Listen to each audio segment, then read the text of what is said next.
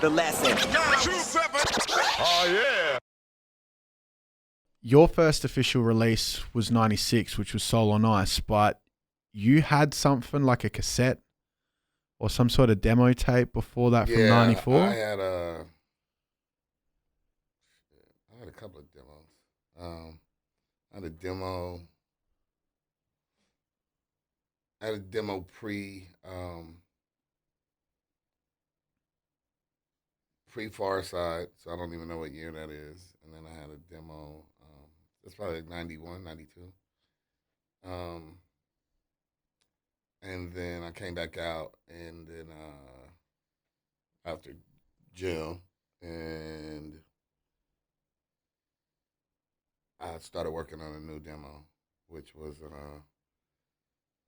I would say majority, yeah, like Bird, My Click, Battle Cat, and then again, like I came out and got back with Wino and them, and then we put out a 2-song vinyl, and that's kind of what started the rest of the journey. It was a radio show on our FM station, and the only hip hop show really was a dude named Mike Nardone. So Mike, he's legendary. He doesn't get all the credit that he deserves, but he really helped facilitate like main FM radio rap support in LA, and eventually they phased them out and they brought in Sway and Tech, who are from Oakland. But he was the first one supporting like hip hop in LA on the radio that I could remember. I seen Fuzzy, like Big Boy and them, they weren't even on mainstream radio yet. They were doing like college radio or whatever. So yeah, man.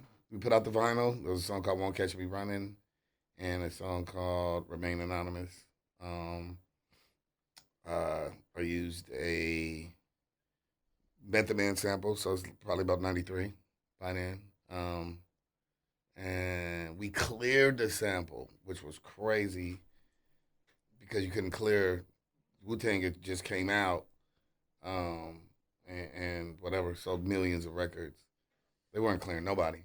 So what I didn't know is Killer Priest had put RZA on to me, my demo, like stuff I already had out in freestyles. RZA already liked me and he cleared.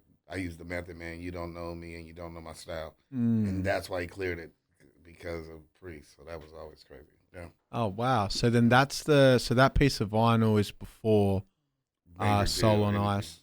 Yeah. So then that piece of vinyl, that's sort of like what contributed to you getting looked at by labels and did you they heard my friends were taking me, and like I said, I already had a deal prior to, and then those were a whole different set of songs, and then I came back from messing up, had a new demo I was working on, but everybody, I remember people saying certain labels like it was too lyrical. Like they were looking for something a little more commercial. And then by putting the vinyl out, it kind of, it was a grassroots thing. And yeah, that kind of bubbled. I feel like we had, there was the vinyl, and I feel like we had 3 songs on a cassette. And yeah, and then that's what, Sway and them started, supporting records and bringing me on the Wake Up Show, and then it grew from there. Sway and them had Street Fighter soundtrack and all these other things, Priority Records, and it grew from there. Really Sway and them, Sway and Tech, not them, Sway and Tech gave me, a lot of us, they were able to put us on soundtracks. We weren't on nothing. We, whatever. Some of us had demo songs. Maybe Ahmad was probably the most successful. He had a gold record, but he was a spitter. He was a lyricist. But they had a Wake Up Show anthem. They put me on a record with, this was like their theme song, and this was becoming like worldwide. Well, the Worldwide Wake Up Show, and they got me with Pharoah Monch and Nas and Lauryn Hill. Like I'm before it, like like not corrupt, not so and so, not like I. That's kind of the esteem they put me in, was like I could hold my own. So it was great, man. It was a blessing that they believed in me, and I'm glad I could. Put my best foot forward. It opened a lot of doors from there. And then was that sort of happening even before the first album? Yeah, way before. Yeah. Yeah, so the Sway and Tech thing was happening in the early 90s.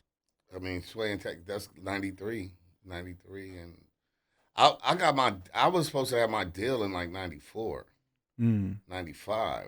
I ended up doing a deal with my friend who did very bad business, and then I negotiated, almost trying to get out of my situation till 95, and then that's why Something Like Shit came out in 94, like late 94,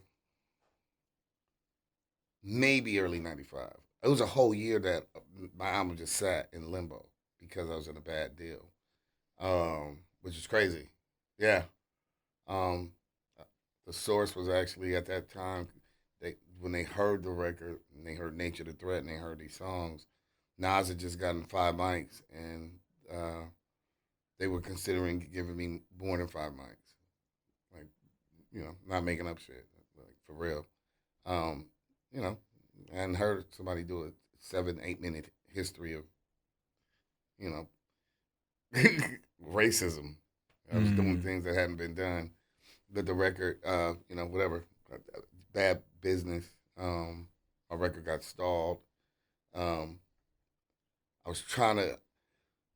wanted out of my deal because my friend waited until legally he could sign me, and I trusted him and signed a bad deal. That's why you always got to handle your business. I didn't. I believed in, I believed in my homies and business first. So I made a bad decision, and it cost me about a year more just to negotiate, because now there were 3 parties: me, the company, and then I had options. Def Jam flew me out. Chris Lighting flew me out to Def Jam. Rick Rubin used to pick me up in a Bentley. I had options. So it was Def American, American Records, Priority Records, or maybe one other one. And I picked Priority for certain reasons. And then the album by then was basically a year old. Sonics changed. So that kind of threw me off, because our sound was a little more grimy, like Wu-Tang sound, and things got really, really clean. It was very MP3 sonic, and my budget was gone. So thank God for my homeboy Flip. He's from Inglewood, and Flip came in, and we did some of the last songs on the album together. I gave Voodoo the sample for Ordo Up KO, because he had an MP3, so it was more sonic. All the sonic, more sonic songs we did at the end. Miami Life, all that. So yeah, it was just a journey. It happened, that happened. Yeah. And then, so if you had, like a few offers on the table from different labels, why is it that you decided to go with Priority? Because think about it. I'm a West Coast dude. What is Priority Records? They have NWA. They created the first. Then they have Snoop Dogg. Everything that has changed the West Coast, fundamentally, I felt like I'm an evolutionary West Coast artist. That's where I was. And I was afraid of being at Def Jam, at some label. I'm from LA. I visited New York, but I don't live there.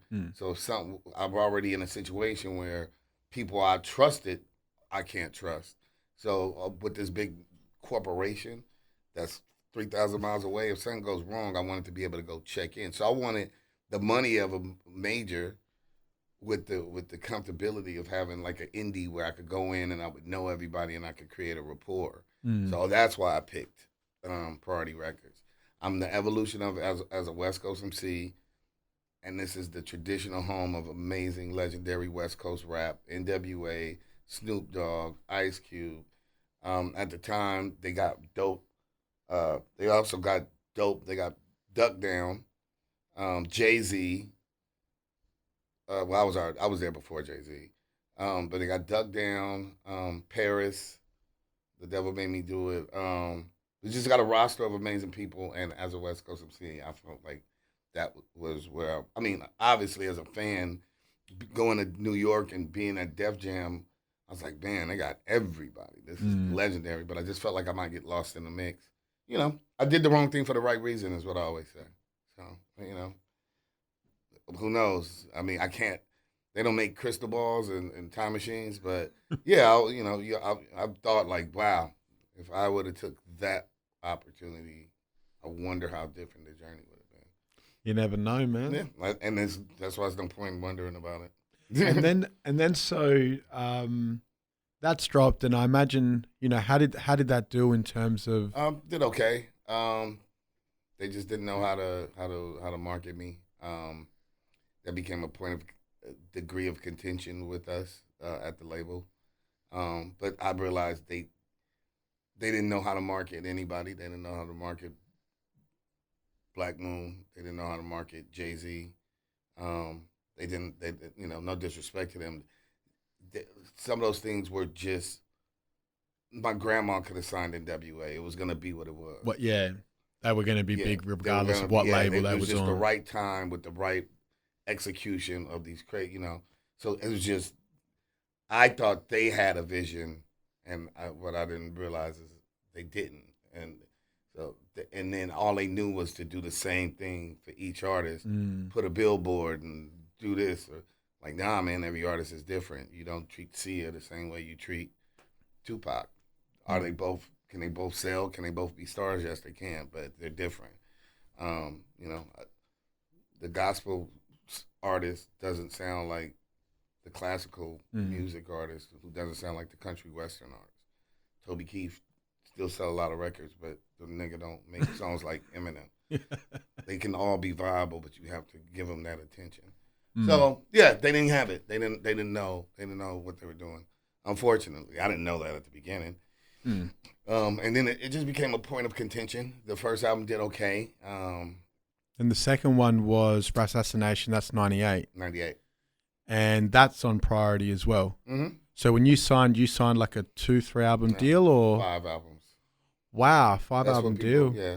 Is that? I mean, I had a multi-million-dollar structure deal. When you hear about these people getting these multi-million-dollar deals and they're new artists, they're not getting all the money up front. It's a multi-million-dollar deal. I signed, my first advance was for $500,000 American. So wow. My first record, $500,000. The next one, there will be escalations based on, or there's a floor and a ceiling. So my second album would have been, if I don't sell a shitload of records, this is my minimum, $300,000. If I go gold, platinum, then I'll get whatever. I'll get $750,000. If the third album, the minimum, floor ceiling, whatever. So that's potentially my deal was worth whatever, $7 million, 5-album deal. My biggest problem was, for me, I couldn't get out of like this. They dropped the ball on the first album. They dropped the ball on the Dr. Dre album, the Ras Assassination. I'm living with Jay-Z. I'm watching Jay-Z fucking career go out of here. I got Dr. Dre on it, and then I'm the kid right before Eminem, and then Eminem takes off. So I'm just watching everybody else, and I'm like, these people don't get it. And Russell Simmons and Dr. Dre are saying, like, they don't get it, man. Like, they are fucking your shit off. So I'm still trying to make it work within the company because I'm in a situation. I put out Van Gogh, which is 2000. That because of a merger, so I took that as an L. I just chalked it up. So now you're saying I've done 2 albums in 5 years, and that started taking a toll on my soul. And then my third album, which was Golden Child, was 2001-ish, maybe 2-ish. And they got mad because I had a Dr. Dre beat that they didn't know about and changed the whole plan. But we got this premiere record. just always making the wrong decisions with me. Just a really weird company. I always called it the plantation. Unfortunately, I hate it to be racial, but it is. It's just white people that think they know everything. So they tell niggas what to do, but like if you sniff coke and play hockey, you shouldn't tell kids how to make hip hop records. you should make songs about sniffing coke and playing hockey, and let me talk about this shit. And so that was the biggest problem. So it was a fight. So now you got to remember, if somebody's come up, I've signed a contract to do 5 albums, and I've only done 2, and it's 1996. Let alone all the circumstances from '94 when my first record should have came out, but I couldn't blame the record company for that. That was the production company. But so 96, 97, 98, 99, 2000, 2001. It's been 6 years and I'm still on my second album. It's just a fucking frustration. I got to do 5 albums altogether. And they keep killing the third one. I was like, I'm losing fucking, 1 every 2 years is fine, but contractually it was 1 a year. Should have been 5 years of my life. And it ended up in total being how long? When I sued them, then they countersued me, and that drug out. I didn't get out of my deal with them, but they took the 2000s from me.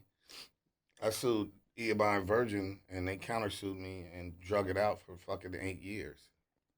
From the point of filing the lawsuit? Yeah, man. Another 8 years. So at what year? Like 2010. That's what corporations do. That's the shit they don't want you to talk about. They have enough money to just drag it out, ruin your life, and kill you. That's what they're trying to do. I remember sitting at the forced mediation. I was just like, I've never even met you. You're from London. You're the lawyer for the president in London. I haven't even been to London in 6 years. So why the fuck are you here? For me, who you haven't done shit for. You never knew me. You ain't brought me over there. I haven't been to London, UK, Virgin UK, or Virgin fucking France in fucking whatever years. And I'm just trying to leave. And you spent this much money, and you got all these new lawyers that you paid, these sharks as we call them, and you spend all this money to fuck with my life. You spent more money just in the past paying these fucking lawyers that neither one of y'all know than you ever spent on promoting me. And that's because as a father I wanted to work. Yeah, that's fucked up. So then that means, so when you say 2010, that's when you filed for the lawsuit, or I sued in 2002. Yeah, so like where around just after that Golden Child. Yeah. Yeah, wow. And then but you signed in 96. So you were on Priority from 96 to 2010 and did how many albums? Oh, man. No, I did 4. But 2 are dead. Yeah, they didn't come out. Yeah. The album after Rassassination that was meant to come out, Vango, which didn't come out then, but then you dropped it. Yeah, I don't know about. Yeah, well, there's a Van Gogh that exists now, so yeah. Of course, man. So it's out it doesn't there. do any good sitting somewhere in somebody's, what the fuck? These companies, they're about the bottom line, which is profit. They don't care about creativity, but that's people's lives and hard work. Give it to the universe. Let people at least have it. So that's always my belief system is we made it, and it's not doing shit for anybody. It's just those files and 2-inch reels are somewhere decomposing because there's files. I mean, they'll squeeze the blood out of a turnip. Yeah, let a fucking beetle die. They're gonna figure out how to remaster and make Paul McCartney fucking fart on John Lennon because that's what they care about is we know we can make money off of this. What they don't realize is there was a time when Paul McCartney went into the studio and probably just had a powwow and did something really cool with this other artist they never even heard of. And that's sitting on those files. Wow. So then after all that time, how did you actually manage to eventually get out? Like they just gave up? No, we went to forced mediation right before we would have had to go. First of all, I have to pay lawyers. They've turned off all the water. They said that I can't work anywhere else. So the goal is to kill you. If you say I can't work for anybody, and then you won't work with me, what are you telling me? My life's over, basically, and you sued me. So I sue you, you countersue me, and then London, New York sues me again. I'm like, I never even met y'all. The parent company sues you. They're here to fucking wipe you out financially. That's what corporations do. They're not good people. They're not. No, I had to humanize myself. I sat with my lawyer and sat with these executives, assholes. I mean, to be perfectly honest, we had, 10-hour days for, I think it was 2 or 3 days. And the last hour, we couldn't get anywhere. And they're like, well, he's this and this, whatever. And I just said, honestly, because I was told not to say anything, I'm not supposed to. I'm supposed to let my counsel speak. I just told the truth, man. I said, what you're doing here is you'll win, but it's wrong. I'm a kid that signed a contract to do 5 records, and here we are 10 years later, and I'm stuck on 2 albums, and you spending way more money to ruin my life than you ever did to improve it. And I said, I could only hope, because I'm not going to sit there and lie. It's me, my half-black, light-skinned lawyer, and a whole bunch of white people sitting at a long wooden table. And I just said, I'm somebody's son, and I'm somebody's father. And I would just hope that when you go home after this is over, you will have won. But what if that happened to your child? What if what you're doing to me, you can go high five and do whatever you need to do, but you're unjust. What you have done is wrong.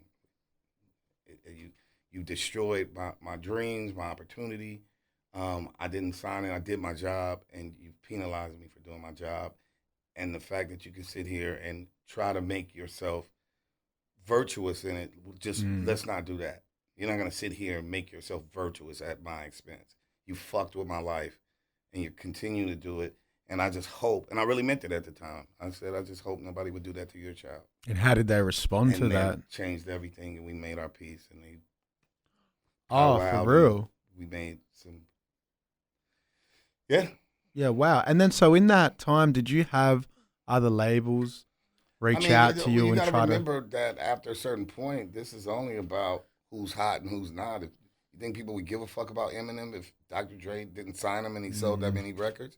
He's just another white kid that can rap. So am I, just another black kid that can rap. So you got to keep your brand going and that awareness going. And then artists are selfish. They don't really worry about. I'm not gonna lie. I can't be mad at that. This is not a sport where you got to keep helping the other team. You got to help yourself. So I'm not mad at that. I understand.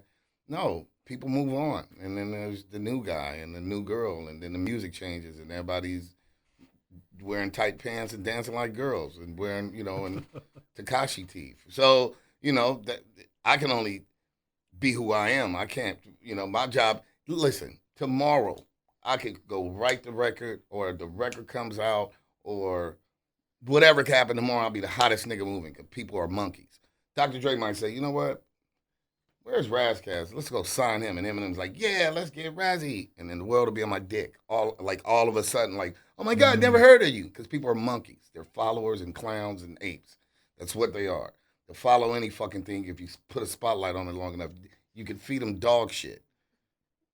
And they'd be mad at you if you try to give them a sandwich. If the right people are on TV, like, oh, look at, your favorite people and the king and queen and fucking princess, what's her name and shit. If they had dog shit hat and dog shit, and people would go to eat the dog shit because they want to be like the famous or important, the royal, the rich, the famous, whatever. The hot celeb, and she's eating the dog shit. So I understand that about people. They're monkeys. I don't expect most people to be people. They're sheeple. I am a creative, and I'm trying to sell people. I'm trying to sell them something good for them. They don't necessarily want that. They want what feels good. Yeah. They don't want what's good. You're trying to sell them a healthy meal, and they want McDonald's. Right. And I'm guilty because I want some McDonald's too sometimes. Literally and figuratively. The last sentence. 2-7. Oh, yeah.